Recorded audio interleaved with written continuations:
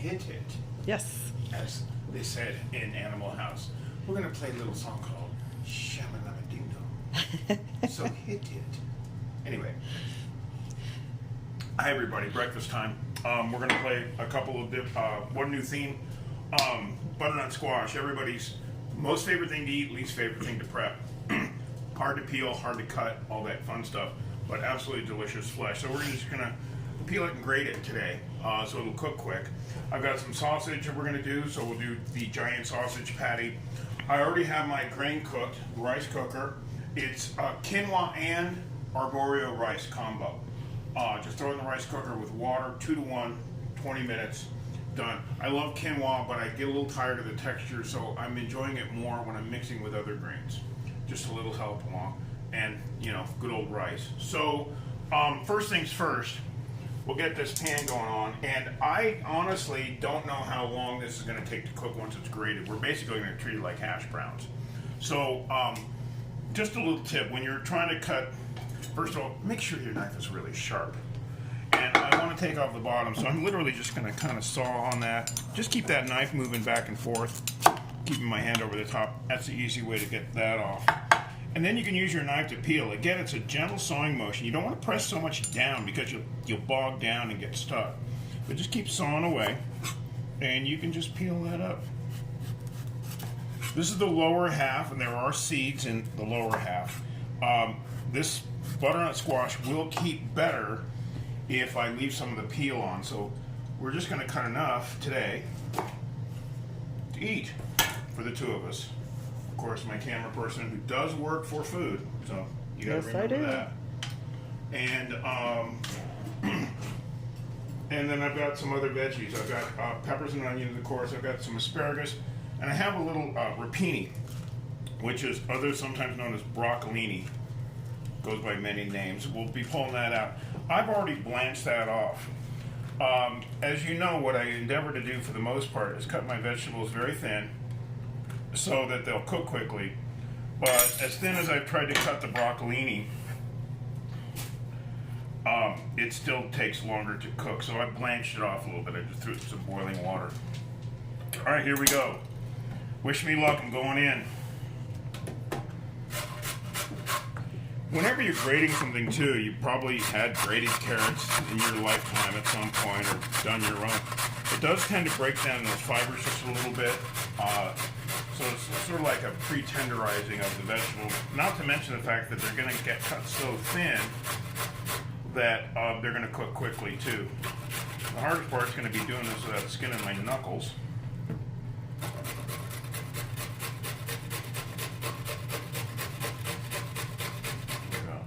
Got rhythm. I really got Otis Day the Nights in my head now. We should probably just turn that on the Alexa and have her. Oh, I guess I didn't need all that.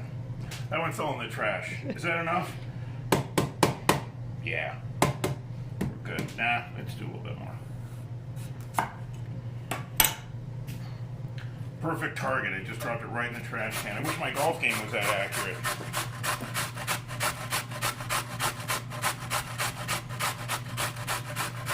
And again, I'm just going to pop that in the fridge, and that'll be good for a few more days at least. That actually piece of butternut squash has been sitting in my fridge for a week.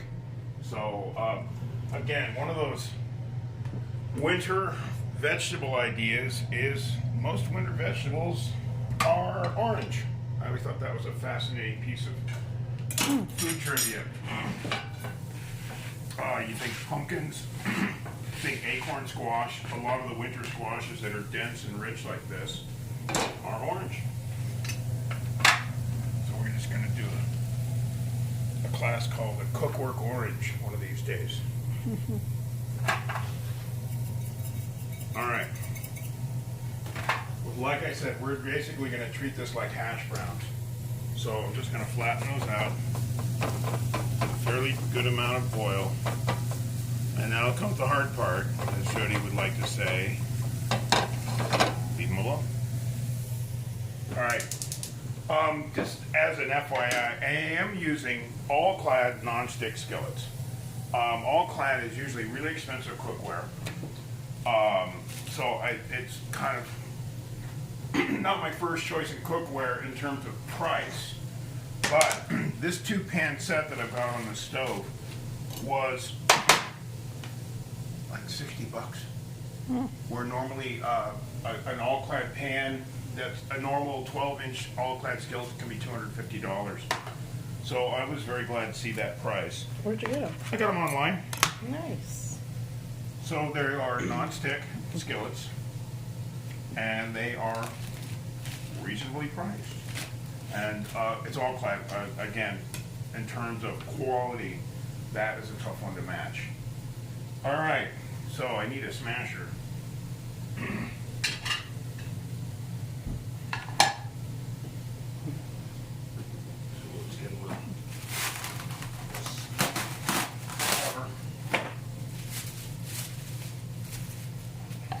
Just so it's not going to stick.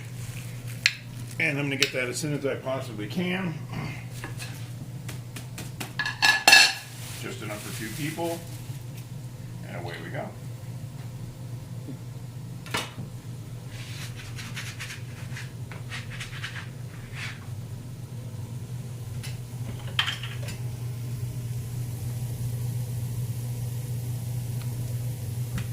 And away we go indeed. All right, let's get rid of that board. We'll wash that up a little bit. Again, we're going to start cutting up some veggies. So, today's rainbow, as I said, onions, peppers, asparagus, and broccolini. And let's get the raw pork off the knife, shall we?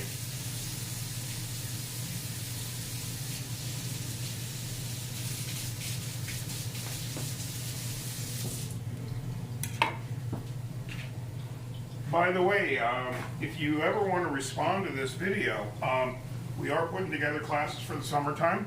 If you have a class idea that you are interested in, or something you wanted to learn that you were afraid to ask, let us know. We do take requests. Everything you always want to know about cooking, but we're afraid to ask.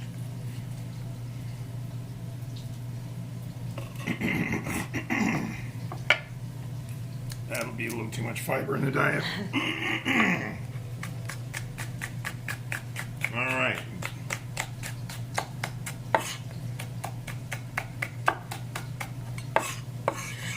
Let's take a look at our butternut squash and see how it's doing.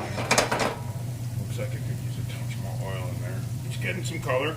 There's a fair amount of sugar in butternut squash, which is, of course, one of the reasons why we like it. And we're starting to get a little bit of brown on it, so we'll get that with the close. I think it's going to be, you can see some translucence, a tiny bit of translucence, so that's probably going to be tender enough to eat in 2 or 3 more minutes of cooking. So that's nice to know.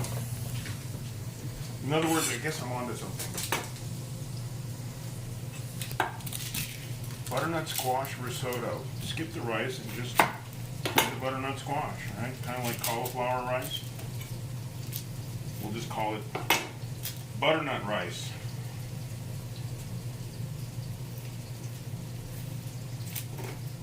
In fact, I heard that in China they have actually crossbred onions and carrots, believe it or not. I don't know how factual this is, because the Chinese diet is severely lacking in vitamin A, and so blindness tends to be, in people, more mature people, tends to be a fairly common affliction, and so they're trying to increase the amount of vitamin A in the diet by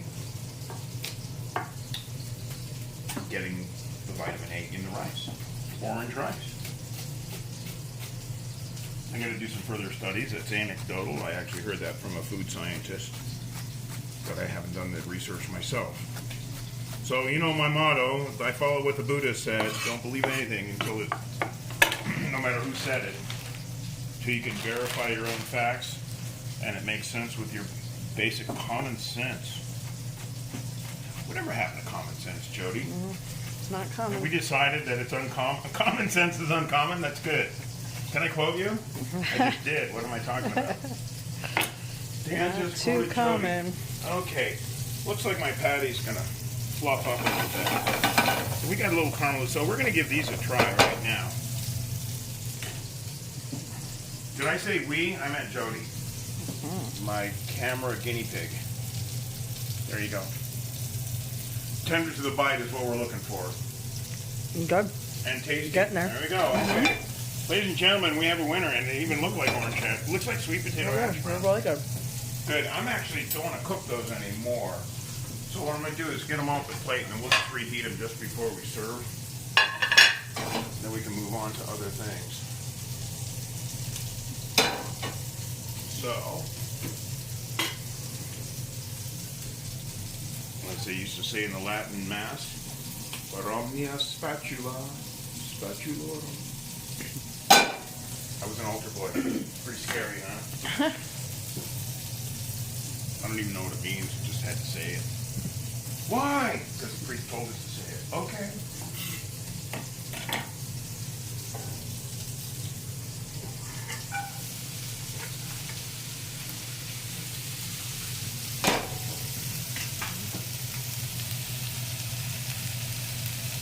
All right. Get our veggies going. I'm probably going to have to flatten that sausage out a little bit more. It's not making me happy because it's getting thicker, and of course the thicker it is, the longer it's going to take to cook. So we're going to commit a little sacrilege here and smash it again. It's like a smash burger, only sausage patty.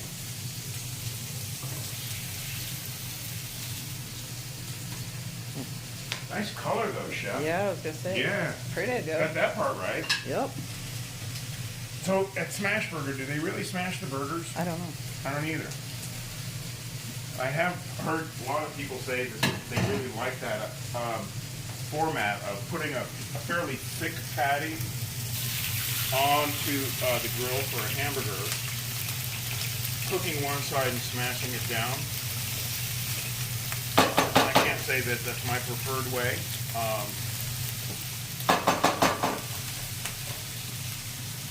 In fact, what we used to do when I was a chef, we actually took a piece of half-inch thick, hard plastic, and about this big, and cut a hole in it. And we literally grind the meat twice. We buy our own chuck and grind it through the meat grinder twice, and then we portion it into 6-ounce portions and pack it right into that mold. And we get a nice, even, nice-sided hamburger, hand-shaped essentially. And we make great burgers. Back when I was young enough to be a chef, do all that. So yesterday I'm playing golf with my buddy. He goes, "You ever considered being a chef again?" And I said, "Absolutely, positively, no way. I couldn't do it." He goes, "What if it was a really nice high-end restaurant?" That would be even worse. And he was trying to understand this, and I was like, "No, it's too stressful. It's a young man's game." I mean, you know, some of the hotel chefs can be older because they literally don't cook. They are administrators. They follow. When I was doing job work at the convention center, the chef was either in the office or in a meeting. He was rarely in the kitchen. Great guy. I loved working for him. But his job was, I only saw him cook maybe twice in 2 years. Okay, that's just getting firmed up. We're a little oily on that too, so I am going to place that sausage patty on here to try to hold that. These vegetables are getting nice and tender. Yep, we got some firmness here. This guy's coming out. And I am going to pour off a little bit of this oil. You know what? Script plate. We're gonna serve bowls today. No. Just to be a little more casual. What kind of food we're having, I think the bowl's gonna lend itself nicely. So what we're gonna do here is we're just gonna pour off a little extra oil here. And get my greens going.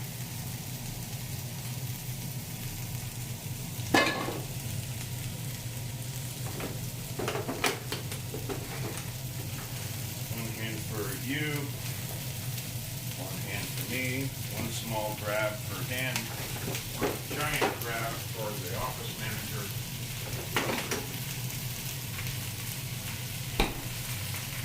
And now what I want to do, my rice mixture is not hot anymore, so I just want this reheated. We're going to do that right in here too. So again, portioning, oh, okay, that looks like about enough for you. Looks like about enough for me. And another little spoonful to throw on. I'll let that cool, and I'll be eating that grain mixture for the next 3 days for breakfast and dinner. So it definitely, as I always say, batch your grains, eat them 2 or 3 times. They'll travel well if you're packing out. If you are working from home, the grain takes the longest, so if you can just not have to worry about cooking the grain, again, you can do things faster. So big fan to batching your grains. All right. Got a beautiful medley of vegetables. Now we're just reheating. And now what I'm going to do is I'm going to turn that down. And while that pan's heating up, we're going to do a quick chop on the pork. We're done with this cutting board, so I don't mind dropping this on there. Again, we're going to make it small to go with everything else. I was doing this with teriyaki beef the other day. Just cooked these beautiful steaks, teriyaki, and then after they were cooked, we cut them up and put them into the bowl with the other stuff so that you could eat them with chopsticks.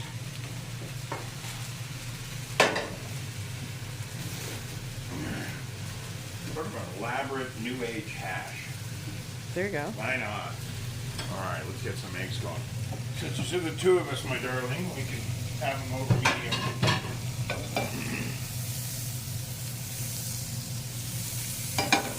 As usual, Dan just does a little too crazy on the butter. Some things never change. Oh, and you know what? I've got a little feta.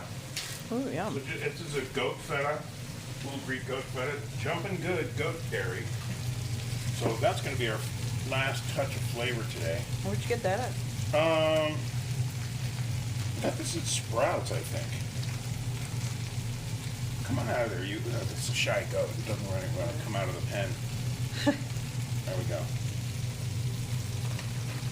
Let that kind of melt in with everything else. Let's get the eggs in because we're getting hungry.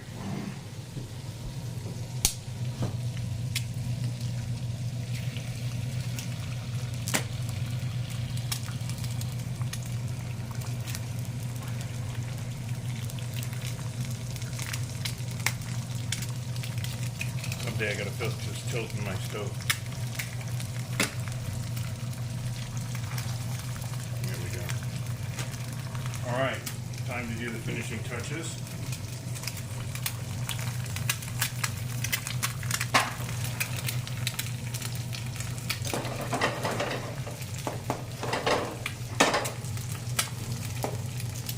Oh, rainbow.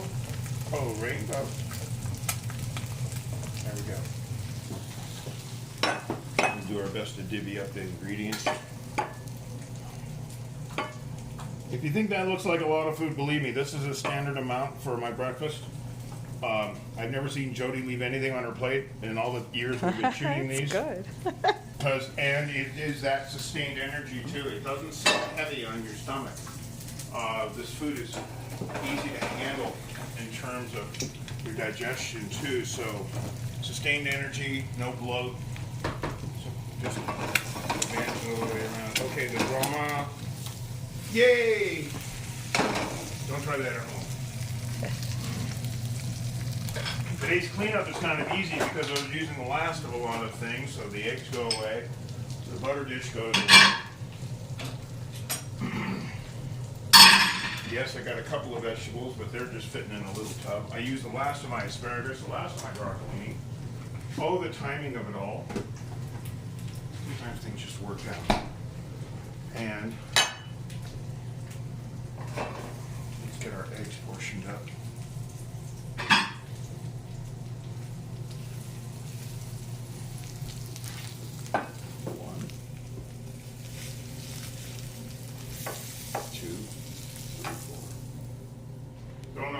Beautiful. Hitting it with a little hot sauce. Just a wonderful arrangement of really good healthy ingredients with a little love from the goat cheese. That is a goat feta, by the way. Feta can be made by with either sheep's milk, cow's milk, or goat's milk. You can find it in all three, just depending on what you're looking for. Obviously, cow milk is going to be the most common. But again, if you're a regular watcher of this, you know I am not a cow's milk fan for health reasons. And the goat stuff tastes just as good. So, in any case, everybody, hope you have a powerful, wonderful day. Thanks for watching. We'll be back next week for more goodies. And in the meantime, you all take care. We'll see you soon. Bye-bye.